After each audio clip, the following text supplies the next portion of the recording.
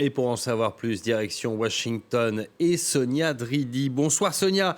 Kamala Harris se dit donc prête à affronter Donald Trump le 5 novembre. La vice-présidente et jusqu'ici colistière de Joe Biden reçoit d'ailleurs déjà de nombreux soutiens au sein de son parti.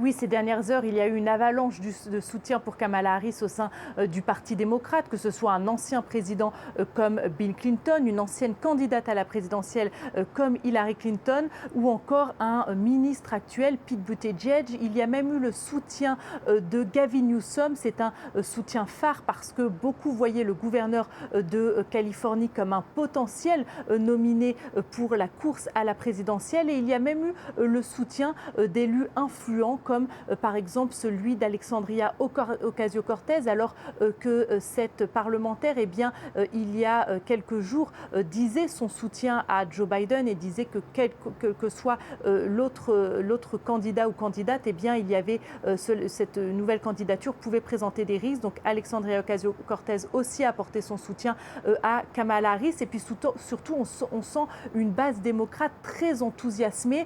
D'ailleurs, les démocrates ont annoncé un record de levée de fonds pour 2024 après l'annonce de la candidature de Kamala Harris avec quelques 47 millions de dollars récoltés en quelques heures. Donc c'est vraiment historique. On sent vraiment une base démocrate très motivée, surtout que les démocrates étaient ces derniers mois, on peut le dire, déprimés par l'annonce de la candidature de Joe Biden pour cette présidentielle de 2024, notamment les jeunes. Et donc là, on peut s'attendre à une mobilisation plus forte avec une Kamala Harris qui est candidate. En tout cas, il y a un mécontent dans cette histoire, c'est Donald Trump qui désormais appelle à ce que le débat qui l'opposera au candidat ou à la candidate démocrate en septembre se tienne sur Fox News, la chaîne réputée conservatrice, plutôt que sur ABC qui est réputée libérale. Sonia, Kamala Harris est candidate naturelle des démocrates pour la présidentielle. La convention démocrate est dans un mois. Elle est assurée de l'emporter ?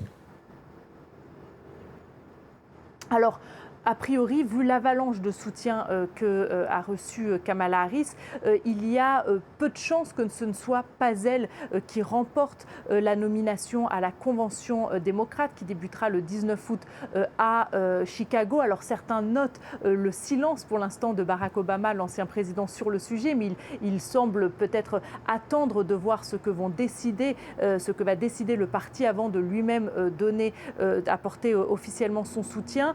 Toutefois, c'est vraiment les délégués, ils sont près de 4000 délégués démocrates qui seront présents à cette convention et c'est vraiment eux qui voteront pour désigner le ou la candidate démocrate. Donc il va falloir attendre fin août pour que tout cela soit officiel et il est vrai que cette campagne a été riche en rebondissements, donc on peut encore s'attendre à tout, mais encore une fois, elle a vraiment le soutien de ténor du parti.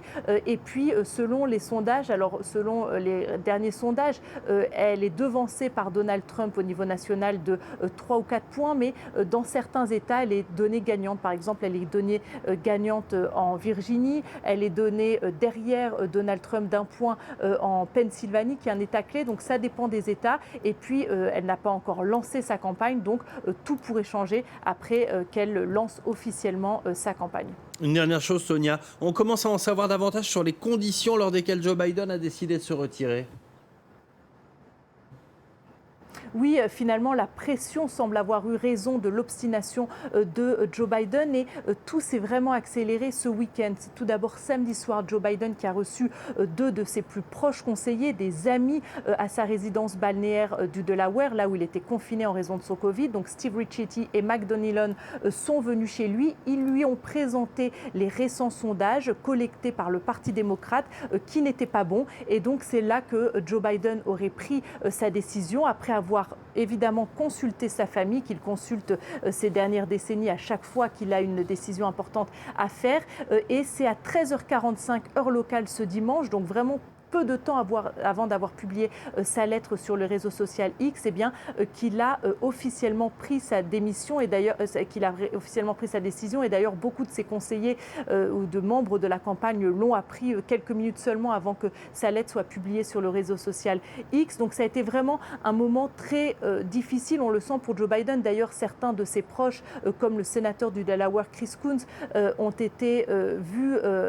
témoigné sur les chaînes américaines les larmes aux yeux. On a vraiment senti que ça a été une décision difficile pour le clan Biden. Biden lui-même semble avoir été convaincu jusqu'à ce week-end qu'il était le meilleur candidat pour pouvoir battre Donald Trump, mais vu la pression immense au sein de son parti, de ténors du parti comme Nancy Pelosi ou encore l'ancien président Barack Obama, il semblait très difficile pour Joe Biden de continuer la course à la présidentielle. Surtout, les donateurs mettaient vraiment la pression depuis son débat calamiteux face à Donald Trump fin juin pour que Joe Biden passe le flambeau. Donc c'est fait. Joe Biden, qui avait entamé sa quatrième campagne présidentielle, a finalement décidé de passer le flambeau et il a officiellement apporté son soutien donc à sa vice-présidente Kamala Harris. Merci beaucoup Sonia Dridi.